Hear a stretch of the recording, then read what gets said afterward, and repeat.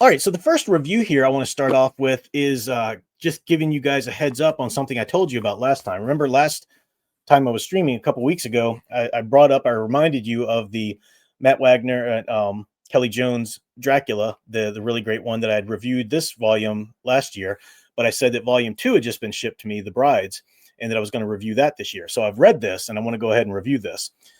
Quickly, though, just for anybody else who doesn't know about this, there is a new campaign they're doing. I'll put the link in the description. There's an ongoing series, and volume 3 is called The Count. So the series is called Dracula, and the shtick behind it, not shtick, but the point behind it is that you're getting the tale from Dracula's point of view. So and of course, Dracula being an epistolary novel by Bram Stoker, you had everybody's perspective pretty much, except for Dracula himself. You would get his words and his deeds and whatnot as seen or told through another character's recollection of them, so you get dialogue from him, but it wasn't him that was writing the reminiscence of it, or him, because everything in the Dracula novel is either a news article or a diary or a transposed phonograph recording or something like that.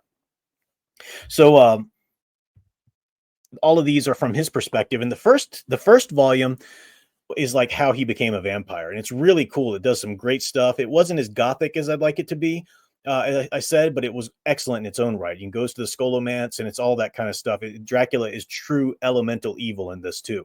It's none of this nonsense about, oh, he has a lost love or he's really not a bad guy. No, he's a straight up evil dude, and it's a really great kind of origin story there. And then volume 2, of course, is The Brides. How does Dracula get his brides? And what I love about this ongoing series that Matt Wagner and Kelly Jones are doing, Matt Wagner writes and Kelly Jones does the art, which is weird, because Matt Wagner does amazing art himself. In fact, I think this is a cover by Matt Wagner. Yeah, I got the Matt Wagner cover because he'll do some of the cover for the arts. But the inside is Kelly Jones. Try to find a good nudity-free page because some of it, it's an adult comic book, but really great Kelly Jones art there. Volume 2, I thought it was interesting that every step of the Dracula saga that they're telling, they take their cues from the Dracula novel. So they're trying to tell the story. It looks like The Count, the third volume that they've got a campaign for right now, is going to really get into the actual happenings of the novel at that point, because he wants to, by the end of this volume, he wants to move to London. He wants to go there and stuff like that. So, he will get into the actual events of the novel. But of course, in the novel, he has these 3 brides, and they come out of nowhere. If you guys know, you've read Dracula. They're so iconic, though. They're not even in the book all that much. They have that brief little scene in the beginning with Jonathan Harker, and then they come back in the end when Van Helsing has to face them, as they're trying to face off against Dracula ultimately. But they're so iconic. The number 3 is very iconic anyway, especially when you got 3 women. That's like the 3 phases of motherhood or womanhood rather, maiden, mother, crone, and all this kind of pagan, aspects to the 3 women. And it just fits that Dracula would have these 3 brides, but we don't know much about them. In the novel, all we get is, and they actually write a little introduction about it here, and they start it with the little clip we have from it. It's Jonathan Harker talking. He says, "There was something about them that made me uneasy. Some longing, and at the same time, some deadly fear. They whispered together, and then they all 3 launched. Such a silvery music. They all 3 laughed. Such a silvery musical laugh, such as hard as the. It's hard to read this red text on this black background in this light. But as hard as though the sound could have never come through the softness of human lips. The fair girl shook her head coquettishly, and the other 2 urged her on. One said, 'Go on, you are the first, and we shall follow. Yours is the right to begin,' the other one added.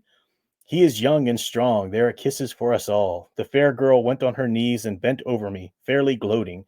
I could see in the moonlight the monstrous shining on the scarlet lips and the red tongue as it lapped the sharp white teeth." That's your introduction, and your really only description you get of the brides in the novel. And of course, they come back in the end.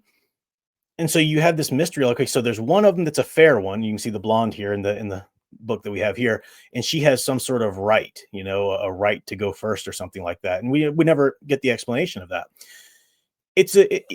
Even though that scene and the brides have become so iconic, in Dracula lore, that scene was also a really important moment in Bram Stoker writing the novel, because he said, in many writings and whatnot in his journals that he had a dream of these three vampire women coming at him, and which is very erotic, I mean, these women coming into him, he's laying down on a bed or whatever. So, but that dream kind of spurned him to write the whole novel, and then he got interested in the idea of Dracula, which we know was definitely based a lot on his his overbearing employer at the time and whatnot. So it's an important scene, and we have a whole volume. And I was like, well, why? We need to bridge the gap. They need to bridge because Dracula is an ancient being, and they want to have his roots, as is explained in the novel. His roots of Dracula are far, far predated the events that happen in the novel, not just as the living Vlad Tepes, but the actual, him as a vampire. Vlad Tepes has come about and returned as a vampire, as the undead, long, long before the events of the novel. So if the first volume is going to tell the origin of Dracula, how he becomes a vampire and so forth, then you need some sort of connective tissue between that ancient origin and then the events of the novel, which we'll get into with volume 3. And I thought it was interesting that they organized the events, that connective tissue, around the gaining of his 3 brides. And it really does get you in his mindset. Like after the gaining of each bride, he's like, you are mine to do with as I please, I mean, this is Dracula's mindset, right? And it's fascinating too, because he's kind of lonely. So he'll get one bride, and she's the type of person he thinks he'd want to be with at that time in his development or personality, right? He thinks, oh, I'd want a total servant, a submissive servant. But then she ends up not being enough, like intellectually for him, so he goes for the second one, and she's a little bit more of a noble woman. That's why she has the right, to go first and so forth. So it's so great. Let's see. Good. Okay. Gotcha. Sorry, Sound Engraver messaged me something just to make sure she wasn't telling me there was a problem with the stream or something. And then you get the third one. So it's really great connective tissue there. And it does kind of make sense that you would organize this part of the story around his acquisition of the brides, because that really does sum up really well his development as a character. How do we go from, Vlad the Impaler, the Vlad, the warlord, actual in real life, to becoming a vampire, to get the man who wants to go to London, or not the undead, right? The count who wants to go to London by the top of the novel. And this really develops his character nicely, his situation around him, how he's dealing with the villages around him, and all of that. So it's I can't recommend it enough. It's really solid, a lot of fun.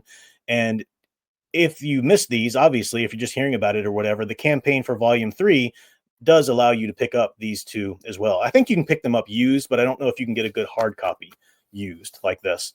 So, I mean, not hardcover, rather. I mean, hard copies, they're all hard copies. You can get paperbacks and whatnot. But I think at least if you go to the campaign, and what you need to do is, if you want to search for it right now before I actually give you a link, look up Orlok Press. That's the name of their publishing company, Orlok, like Count Orlok from Nosferatu there. Just do a Google search for Orlok Press, and you'll see the campaign for this. So definitely worth it if you're a Dracula fan at all. This is done really quite well, so I recommend it. Yeah, Leia Plus says, I agree. The brides in Van Helsing, that was really cool. And it's fun to watch even today with the CGI being super outdated. Of course, it wasn't outdated, in the 2000s, but those brides are so. My favorite bride moment in the Van Helsing is when they're talking to brother, I forgot the friar's name there, the guy who plays Professor Lupin in Harry Potter. But he's there, and the bride jumps up behind him or whatever, and he's like, oh, and she's like, did I scare you? And he's like, no. And then she's like, I'll need to try harder. And then she like vamps out or whatever. And that was one of my favorite moments. But that was a cool portrayal of the brides too, because they would be these 3, beautiful women, who looked vampirish with the fangs, but otherwise they were just, these beautiful women, these gowns. But then they would transform into these bat-like, horrid, disgusting creatures, So it was a pretty cool interpretation.